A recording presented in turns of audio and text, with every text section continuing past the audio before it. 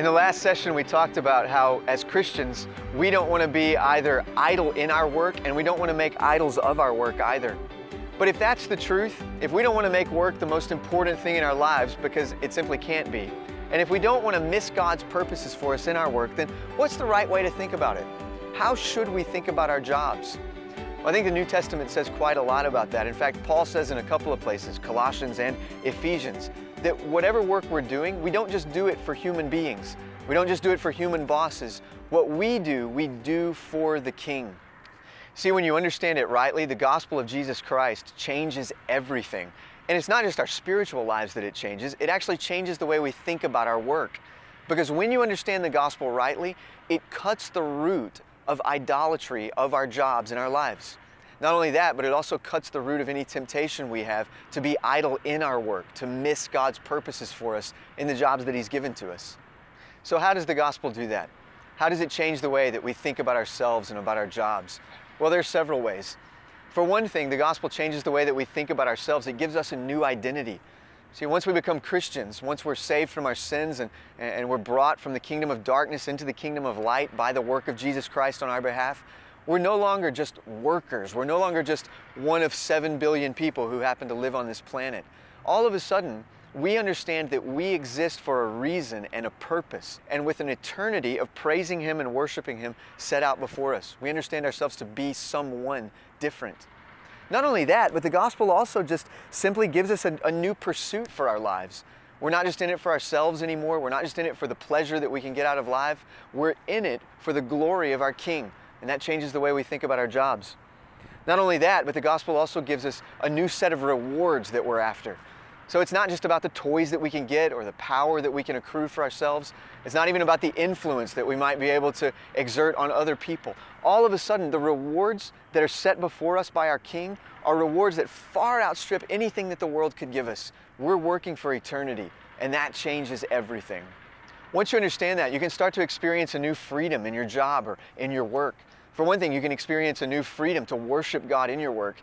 Now, I'm not talking about singing hymns in the elevator or singing hymns next to your desk, though you might be able to do that. But what I'm talking about is seeing God's glory and seeing God's purposes in all the things that are going on around you. So now, instead of just letting your eyes sort of bounce over the good things that are happening in work, you see those things as good gifts from God. When somebody exercises authority as a boss in a good way, you see that as a good gift of God and even a reflection of His character.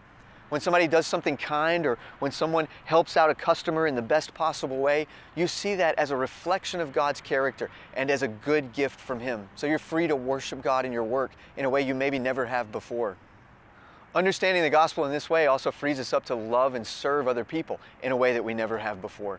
So all of a sudden, we're not in our work only for ourselves. We're not in it just for what we can gain out of it. We understand that we are there to love and serve other people. That's why the King has deployed us there, to bring glory to Himself through worshiping Him and through serving others. Have you ever thought about what a strange thing it is to actually find a person in the workplace who is truly altruistic and kind? Most of the time, people have agendas, they have things that they're after. Well, you, as a Christian, are freed up by the gospel to be that truly altruistic person. You can be someone who's not in it for yourself, but who's in it to see other people thrive. The gospel frees you up to love and serve other people. Not only that, but understanding the gospel rightly frees you up to do your work with joy and not with worry. I think so many Christians are burdened down by the worry of their work. What's the outcome of this going to be? What is this decision going to lead to in my life? How is my job going to be affected by this or that? Well, if you understand that you've been deployed to where you are by the King, and if you understand that everything in your life is under His sovereign control and under His sovereign care, you can do your work with joy and not have the worry about the outcomes. Just be faithful and do well what the Lord has put into your life to do, understanding that He Himself holds in His hands the outcome of that work. The gospel frees you to work with joy and not with worry. But did you know the Bible doesn't just hold out one grand purpose for your work? It actually holds out a multitude of purposes that the King has for us in our jobs and in our work.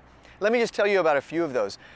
One of the main purposes that the Lord has for us in our work is simply that we would learn to love Him better. He wants us to use our jobs to see His goodness and worship Him because of it. Another reason that God has us in our work, another purpose for which we work, is so that we might learn to love others better. In anybody's job, there are going to be people around them who are simply difficult to love. And yet, as Christians, God calls us to do just that, to love those people with all of our hearts. Another purpose the Lord has for us in our jobs is simply to reflect His character in various ways. Through the use of authority, through creativity, through production, through simply working and doing, we reflect things as God's creatures that God Himself does. You know some other purposes that the Bible holds out as reasons for which God has us in our work? They're things that Christians don't talk about very often, but it's simply to enjoy our work and make money so that we can support a family. You look at 1 Thessalonians, you look at other places in the New Testament, and you see it very clearly, where Paul says that a person should work with his or her hands so that he or she can make money and support a family. That's an important part of why God has us in our jobs too. Finally, one of the other reasons that we work is simply to adorn the gospel of Jesus Christ that we preach. When we do good work, when we're creative, when we, by the use of our own authority, reflect God's character, we are adorning or decorating the gospel that we preach. We're making it make sense to the people around us.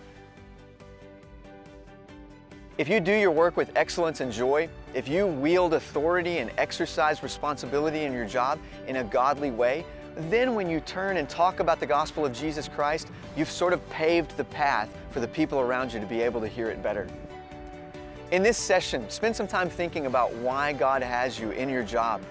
Why are you there? What are the purposes for which God has put you exactly where you are? Hope you have a good conversation.